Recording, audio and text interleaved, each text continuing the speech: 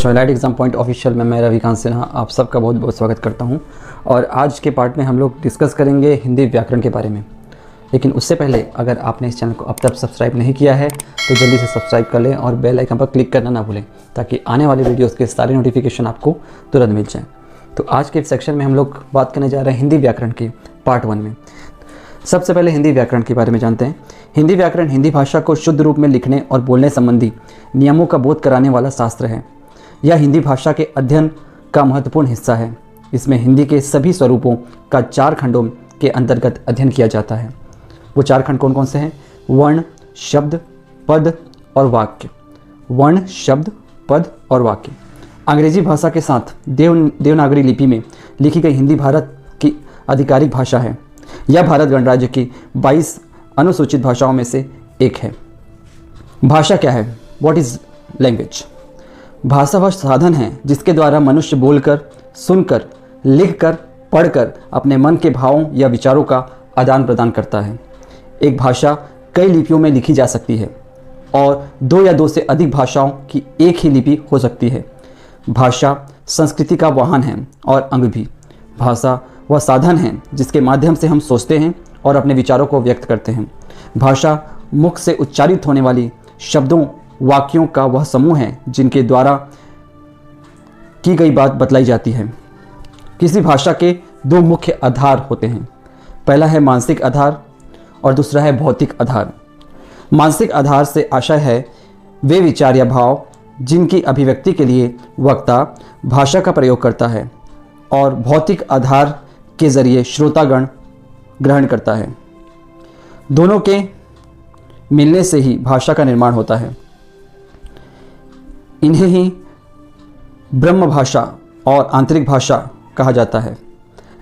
भाषा के प्रकार की बात करें तो भाषा के 3 रूप होते हैं: मौखिक भाषा, लिखित भाषा और सांकेतिक भाषा।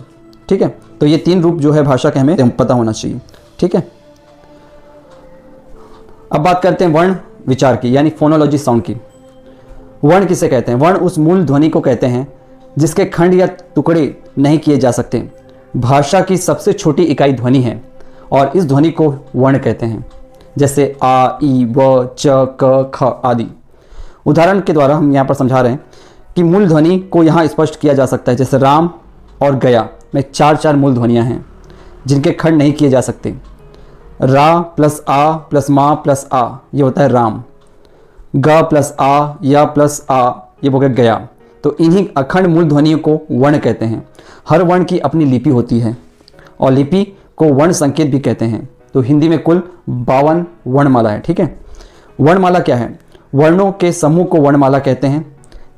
इसे हम ऐसे भी कह सकते हैं कि किसी भाषा के समस्त वर्णों के समूह को वर्णमाला कहा जा सकता है। प्रत्येक भाषा की अपनी वर्णमाला होती है। अंग्रेजी में A B C D E से लेकर के Z तक और हिंदी में आ क ख ग से लेकर के अंगा तक। ठीक है, अब यहाँ पर देखते हैं मानक देवनागरी वर्णमाला। हिंदी वर्णमाला में आप देखते हैं स्वर में आ, ई, उ, री, ए, ओ, औ। इसके अनुसार यहाँ पर अनुस्वार यहाँ पर अंग, अम्मा। ठीक है, तो यहाँ पर व्यंजन आप देख सकते हैं क ख घ से लेकर ये पूरे व्यंजन से। क वर्ग के क ख ग घ ढ च छ ज झ ढ ट ठ ड ढ ण त थ द ध न प फ ब भ म। तो इस प्रकार से वर्णमाला को विभाजित किया गया है। वर्णमाला वर्णों के व्यवस्थित समूह को वर्णमाला कहते हैं। हिंदी वर्णमाला में कुल 52 वर्ण हैं। में पहले से स्वर वर्णमालाओं तथा बाद में व्यंजन वर्णों की व्यवस्था की गई है। मूल वर्ण जो है 44 हैं जिसमें 11 स्वर हैं और 33 व्यंजन हैं। उच्चारण के आधार पर कुल 47 जिसमें 10 स्वर और 37 व्यंजन हैं और कुल वर्ण है 52 जिसमें 13 स्वर और 39 व्यंजन हैं। लेखन के आधार पर वर्ण जो है 52 है जिसमें 13 स्वर और 39 व्यंजन हैं और मानक वर्ण के आधार पर 52 वर्णमाला है और इसमें 13 स्वर और 39 व्यंजन हैं। तो इस प्रकार से ये वर्णमाला को विभाजित किया गया है। वर्णों के भेद की बात करें, हिंदी भाषा में वर्ण के 2 प्रकार होते हैं, स्वर और व्यंजन। स्वर को बोला जाता है वॉवल्स इंग्लिश में और व्यंजन को बोला जाता है कॉन्सोनेंट्स। स्वर क्या होता है? स्वर वे वर्ण जिनके उच्चारण में किसी अन्य वर्ण की सहायता की आवश्यकता नहीं होती स्वर कहलाती है। इसके उच्चारण में कंठ तालु का उपयोग होता है, जीभ होंठ का नहीं। हिंदी वर्णमाला में 16 स्वर हैं। आ ई उ ए ओ अम री इस प्रकार से 16 स्वर हैं। ठीक है। स्वर के भेद की बात करें तो स्वर के 2 भेद होते हैं, मूल स्वर और संयुक्त स्वर। मूल स्वर में आ ई उ ए ओ। संयुक्त स्वर में ए ओ इस प्रकार से संयुक्त स्वर हो गया। ठीक है। तो हम देख सकते हैं यहाँ पर दोनों मूल स्वर और संयुक्त स्वर को। ठीक है। मूल स्वर के भेद, मूल स्वर के 3 भेद होते हैं, ह्रस्व स्वर, दीर्घ स्वर और फ्लू स्वर। ह्रस्व स्वर को शॉर्ट वॉवल्स भी बोलते हैं, जिनके स्वरों के उच्चारण में कम समय लगता है, उन्हें ह्रस्व स्वर कहते हैं। ये 4 प्रकार के होते हैं, आ उ री की मात्रा के रूप में लगाई जाती है तथा उच्चारण में री की तरह होता है। दीर्घ स्वर यानी लॉन्ग वॉवल्स, वे स्वर जिनके उच्चारण में ह्रस्व स्वर से दुगना समय लगता है, वे दीर्घ स्वर कहलाते हैं। दीर्घ स्वर 7 होते हैं, आ ई उ ए ओ। दीर्घ स्वर को 2 शब्दों के योग से बनते हैं, जैसे आ प्लस आ, ई प्लस ई बड़ा ई, उ प्लस उ बड़ा उ, आ प्लस ई ए, आ प्लस ए बड़ा ए बन जाता है, आ प्लस उ ओ, आ प्लस ओ। ठीक है। प्लुत स्वर हैं वे स्वर जिनके उच्चारण में दीर्घ स्वर से भी अधिक समय यानी 3 मात्राओं का समय लगता है, प्लुत स्वर कहलाते हैं। इनका चिन्ह एस से डिनोट किया जाता है, जिसका प्रयोग अक्सर पुकारते समय किया जाता है, जैसे सुनो, राम, ओम। तो यहाँ पर जब स्वरों को खींचा जाता है तो ये प्लुत स्वर में आते हैं। वैदिक भाषा में प्लुत स्वर का प्रयोग अधिक हुआ है। इसमें त्रिमात्रिक स्वर भी कहते हैं, इसे त्रिमात्रिक स्वर भी कहते हैं, क्योंकि इसमें यहाँ पर 3 मात्राएं जो है एक साथ यहाँ पर आ जाती है। अब बात करते हैं अयोग वह। हिंदी वर्णमाला में ऐसे वर्ण जिनकी गणना ना हो, तो स्वरों में ना ही व्यंजनों में, तो वह अयोग वह कहते हैं। जिनकी गणना ना व्यंजन में होती है ना स्वरों में, वे क्या कहलाते हैं? अयोग वह। तो अयोग वह का मतलब क्या है? ऐसे वर्ण जिनकी गणना ना तो व्यंजन में हो और ना स्वरों में हो, वे कहलाते हैं अयोग वह। आ प्लस आंग अयोग वह कहलाते हैं। वर्णमाला में इनका स्थान स्वरों के बाद और व्यंजनों से पहले होता है। आ के अनुसार तथा अंगाके को विसर्ग कहा जाता है। अयोग वह 4 प्रकार के होते हैं: अनुनासिक, अनुस्वार, विसर्ग, निर्नासिक। निर्नुनासिक अनुनासिक जो है जिन ध्वनि के उच्चारण में हवा नाक व मुंह दोनों से निकलती है, उसे अनुनासिक कहते हैं, जैसे गांव, दांत, आंगन, सांचा इत्यादि। तो इसमें आप हवा जो है आप देखेंगे नाक से और मुंह दोनों से निकलती है। अनुस्वार में क्या है? जिन वर्ण के उच्चारण में हवा केवल नाक से निकलती है, उसे हम अनुस्वार कहते हैं, जैसे अंगूर, अंगूर, अंगद, कंकन। ठीक है। विसर्ग जो है जिस ध्वनि के उच्चारण में ह की तरह होता है, उसे विसर्ग कहते हैं, जैसे मन कामना, पैपान, अंततः, स्वतः, दुख इत्यादि। तो इसमें विसर्ग यहाँ पर चिन्ह लगा है। नुनासिक निर्नुनासिक जो है केवल मुंह के बोले जाने वाले स्वस्वर वर्णों के निर्नुनासिक कहते हैं, जैसे इधर, उधर, आप, अपना, घर इत्यादि। ये सब क्या है? निर्नुनासिक है। अब बात कर लेते हैं मात्राएं की। स्वरों के बदले हुए स्वरूप को मात्रा कहते हैं, या उच्चारण करने में लगने वाले समय को मात्रा कहते हैं। स्वरों की मात्रा निम्नलिखित में से है। स्वर, यहाँ पर अगर हम देखेंगे आ में कितनी मात्रा है? एक भी मात्रा नहीं है। तो यहाँ पर जो है यहाँ पर कम, यहाँ शब्द क्या बनता है? कम, कम, कम। आ यहाँ पर मात्रा क्या है? एक मात्रा लग रहा है, तो यहाँ पर आ गया काम। शब्द क्या बन गया आपका? काम। ई, इसमें भी एक मात्रा यहाँ पर है, तो यहाँ पर क्या बन गया शब्द? किस लिए, किस लिए। बड़ा ई है, तो यहाँ पर भी एक मात्रा है। खीर, खीर, बड़ा ई का। ऊ, गुलाब, गुलाब, बड़ा ऊ, भूल। ठीक है। री में देखेंगे तृण, तृण। ए में देखेंगे केश, बड़ा ए में है। ओ में चोर, औ में चौखट। तो इस प्रकार से हम देखेंगे कि हर एक शब्द का यहाँ पर बड़ी खूबसूरती से डिफाइन किया गया है। ठीक है। मात्रा कितनी है और शब्द कितने हैं। अब बात करते हैं व्यंजन की। कॉन्सोनेंट्स। व्यंजन, जिन वर्णों को बोलने के लिए स्वर की सहायता लेनी पड़ती है, उन्हें व्यंजन कहते हैं। जिन वर्णों को बोलने के लिए स्वर की सहायता लेनी पड़ती है, उन्हें व्यंजन कहते हैं। दूसरे शब्दों में कहें तो व्यंजन उन वर्णों को कहते हैं जिनके उच्चारण में स्वर वर्णों की सहायता ली जाती है, जैसे क, ख, ग, च, छ, त, थ, द, भ, म इत्यादि। व्यंजन वह ध्वनि है जिसके उच्चारण में भीतर से आती हुई वायु मुख में कहीं ना कहीं किसी न किसी रूप में बाधित होती है। क से ह तक हिंदी वर्णमाला में कुल 33 व्यंजन हैं। कितने व्यंजन हैं? 33 व्यंजन हैं। व्यंजन के प्रकार की बात करें तो व्यंजन 3 प्रकार के होते हैं: स्पर्श व्यंजन, अंतस्थ व्यंजन, ऊष्म या संघर्षी व्यंजन, यानी म्यूट्स, सेमीवॉल्स एंड सिबिलेंट्स। स्पर्श व्यंजन क्या है? स्पर्श व्यंजन का अर्थ है छूना। जिन व्यंजनों का उच्चारण करते समय जीभ मुंह के किसी भाग जैसे कंठ, तालु, मूर्धा, दांत अथवा होंठ का स्पर्श करती है उन्हें स्पर्श व्यंजन कहते हैं। तो यहाँ पर 25 स्पर्श व्यंजन का डेफिनेशन दिया गया है। यहाँ पर क वर्ग के क, ख, ग, घ, ड ये कंठ का स्पर्श करते हैं। च वर्ग के हैं च, छ, ज, त, त्र ये तालु का स्पर्श करते हैं। ट वर्ग के ट, ठ, ड, ण ये मूर्धा का स्पर्श करते हैं। त, थ, द, ध, न ये दांतों का स्पर्श करते हैं। प वर्ग के प, फ, श, ध, म ये होठों का स्पर्श करते हैं। तो इस प्रकार से ये सारे व्यंजन जो है अलग अलग भाग को स्पर्श करते हैं। अब बात करते हैं अंतस्थ व्यंजन यानी सेमी वॉवल्स। अंततः का अर्थ है भीतर। उच्चारण के समय जो व्यंजन मुंह के भीतर ही रहे उन्हें अंतस्थ व्यंजन कहते हैं। अंत यानी मध्य, बीच, स्थ यानी स्थित। इन व्यंजनों का उच्चारण स्वर या व्यंजन के मध्य का सा होता है।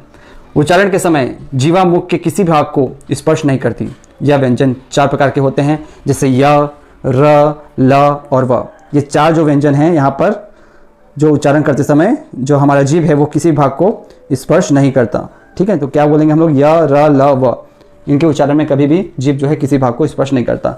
इनका उच्चारण जीभ, तालु, दांत आठों परस्पर सटाने से होता है। जब एक साथ हम इसको एक साथ कंबाइन करते हैं, सटा देते हैं, तब ये उच्चारण निकलता है य। जब एक साथ यहाँ पर देखोगे जोर पड़ता है, किंतु किसी भी पूर्ण स्पर्श नहीं होता। आप ये देखेंगे किसी का भी पूर्ण स्पर्श नहीं होता, सबका एक कॉम्बिनेशन होता है। अंततः ये चारों अनंतस्थ व्यंजन या अर्ध स्वर व्यंजन कहलाते हैं। लास्ट वाला है संघर्षी व्यंजन यानी ऊष्म यानी सिबिलेंट्स। ऊष्म का अर्थ होता है गर्म। जिन वर्णों के उच्चारण के समय हवा मुंह के विभिन्न भागों से टकराए और सांस में गर्मी पैदा कर दे उन्हें ऊष्म व्यंजन कहते हैं। ऊष्म यानी गर्म। इन व्यंजनों के उच्चारण के समय वायु मुख से रगड़ खाकर ऊष्मा पैदा करती है, यानी उच्चारण के समय मुख से गर्म हवा निकलती है। ऊष्म व्यंजन का उच्चारण एक प्रकार की रगड़ या घर्षण से उत्पन्न ऊष्म वायु से होता है। यह 4 प्रकार के होते हैं: श, श, स, ह। तो इस प्रकार के ये 4 प्रकार के ऊष्म व्यंजन होते हैं। यहाँ पर हम देखते हैं उच्चारण स्थान के आधार पर व्यंजनों का वर्गीकरण। उच्चारण करते समय हवा मुख के अलग अलग भागों से टकराती है। उच्चारण के अंगों के आधार पर व्यंजनों का वर्गीकरण इस प्रकार है, जैसे कंठ गले से क, ख, ग, घ, ड। तालव्यव से कठोर तालु से यानी च, छ, ज, झ, द्र, य, श। मूर्धन्य यानी कठोर तालु के अगले भाग से ट, ठ, ड, ढ, ण, ड़, ड़, श। दंत यानी दांतों से त, थ, द, ध, न। वतस्य दांतों के मूल से स, ज, र, ल। ओष्ठ्य यानी दोनों होठों से प, फ, ब, भ, म। दंतोष्ठ्य यानी निचले होंठ व ऊपरी दांतों से व, फ। स्वर यंत्र से ह। इस प्रकार से हम ये 8 प्रकार से वर्गीकरण व्यंजनों को उसके आधार पर करते हैं। उच्चारण के आधार पर हम कोई भी उच्चारण करते शब्दों का उच्चारण इन्हीं के आधार पर करते हैं। जीभ, दांत, होंठ इन सब का उपयोग करके ही हम शब्दों का उच्चारण करते हैं। श्वास प्राणवायु की मात्रा के आधार पर वर्णभेद। प्राण का अर्थ है वायु।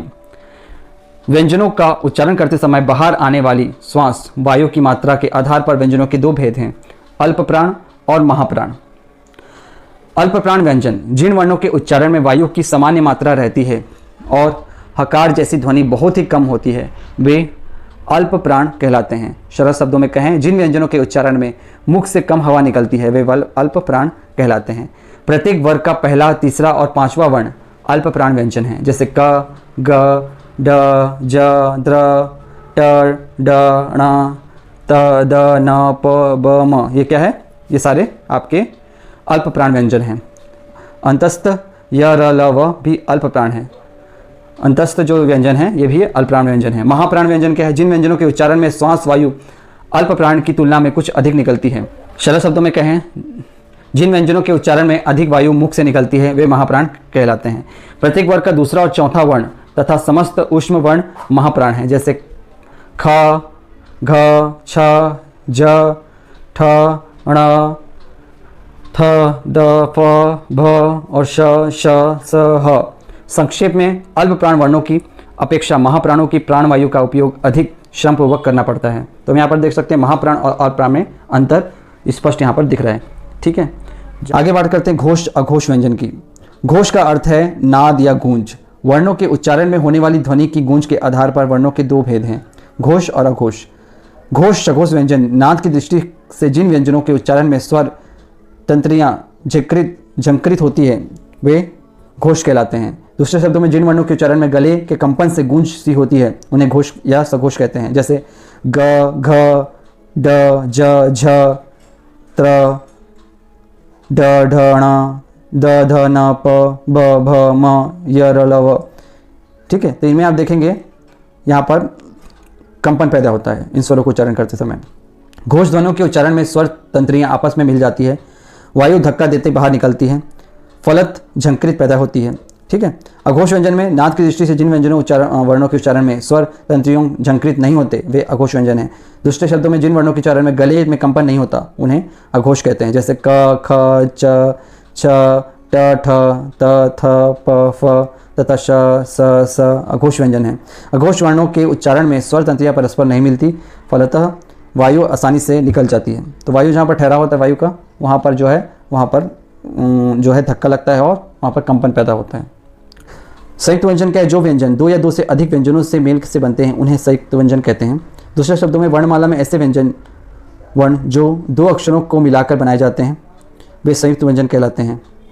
ये चार प्रकार के होते हैं, छ, क, श, अ या छ यानी राक्षक, भक्षक, शोभ, शय, त्र, त, र, अ, त्र या पत्रिका, त्राण, सर्वत्र, त्रिकोण, ज्ञ, ज्ञ, ज्ञ, अ ये सर्वज्ञ, ज्ञाता, विज्ञान, विज्ञापन, श्र, श, र, अ, श्र, श्रीमती, श्रम, परिश्रम, श्रवण। संयुक्त व्यंजन में पहला व्यंजन स्वर रहित और दूसरा व्यंजन स्वर सहित होता है। द्वितीय व्यंजन जो है जो शब्द एक ही वर्ण के दो बार मिलकर प्रयुक्त हो उसे द्वितीय व्यंजन कहते हैं, जैसे बिल्ली में ल और पक्का में क का द्वैत प्रयोग होता है। द्वैत व्यंजन में पहला व्यंजन स्वर रहित और दूसरा व्यंजन स्वर सहित होता है। संयुक्त क्षार व्यंजन, जब एक स्वर रहित व्यंजन अन्य स्वर सहित व्यंजन से मिलता है तब वह संयुक्त क्षार व्यंजन कहलाता है, जैसे क, त, तक या संयुक्त बन गया वर्ड, स, थ, स्थ ये स्थान, स, व स्वाद बन गया, द और ध दूध, दुग्ध। इस प्रकार से ये व्यंजन जो है संयुक्त क्षार व्यंजन बन जाते हैं। वर्तनी क्या होता है? वर्तनी का दूसरा नाम वर्ण विन्यास है। सार्थक ध्वनियों का समूह ही शब्द कहलाता है। शब्द में प्रयुक्त ध्वनियों को जिस क्रम में उच्चारित किया जाता है लिखने में उसी क्रम में विन्यासित करने का नाम वर्तनी या वर्ण विन्यास कहलाता है। तात्पर्य यह है कि वर्तनी के अंतर्गत शब्द ध्वनियों को जिस क्रम में से और जिस रूप में उच्चारित किया जाता है उसी क्रम से और उसी रूप में उन्हें लिखा भी जाता है। अंततः शुद्ध वर्तनी के लिए पहली शर्त यह है कि सही उच्चारण करने है, शुद्ध उच्चारण होना। जैसे यदि हम अक्षर का उच्चारण अक्षर करेंगे तो अक्षर की वर्तनी शुद्ध नहीं लिख सकते, तो उसकी वर्तनी को लिखने के लिए आपका उच्चारण शुद्ध होना आवश्यक है। अब यहाँ पर देख सकते हैं वर्तनी में कौन कौन सा शुद्ध है, अशुद्ध है। देखो ये अशुद्ध वर्तनी, यहाँ पर अशुद्ध दिखाया जाएगा। यहाँ पर प्रोनाउंसिएशन हम वैसे ही कर रहे हैं, वैसे हम उसको लिख रहे हैं। कोशिश, यहाँ पर उच्चारण आपका गलत है, कोशिश, इसको क्या बोलेंगे? कोशिश। तो यहाँ पर शुद्ध ही हो गया कोशिश, तो लिखेंगे भी सही। सीधा अशुद्ध है तो इसका क्या हो जाएगा? सीधा, सीधा सही उच्चारण।